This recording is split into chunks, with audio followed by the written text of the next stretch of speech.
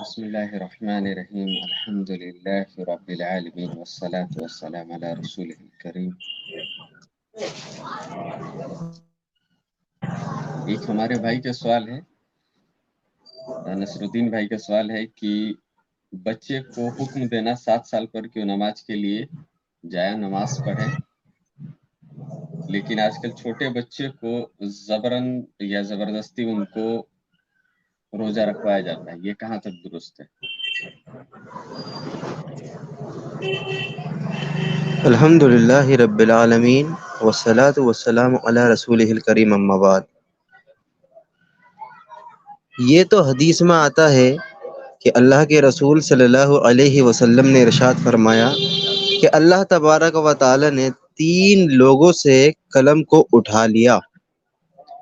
اس میں سے پہلا مجنون یعنی پاگل، دوسرا سوتا ہوا شخص، اگر اس سے کوئی گناہ سرزد ہو جاتا ہے تو اللہ نے اس سے قلم کو اٹھا لیا، تیسرا بچہ اگر کوئی غلط کام کرتا ہے تو شریعت اس پر لاگو نہیں ہوتی۔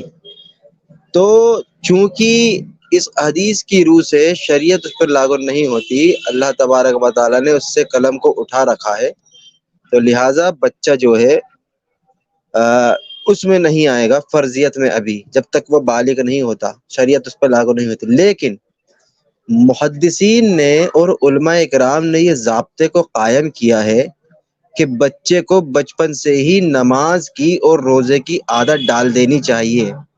اگر آپ بچپن سے ہی اپنے بچے کو روزے کی عادت ڈالیں گے تو بڑے ہو کر وہ اس پر مشقت نہیں گزرے گی۔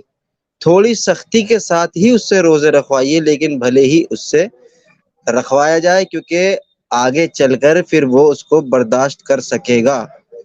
تو اس میں یہی ہے کہ اگر وہ چھوٹا بچہ ہے تو اس سے روزے رکھوانے کی تلقین دی جائے، اس کو عادت ڈالی جائے اور تھوڑا سخت لہجہ اپنایا جائے تاکہ اس کی وہ عادت ڈال لے، آگے چل کر انشاءاللہ اس کو آسانی ہوگی۔ شکراً شیخ۔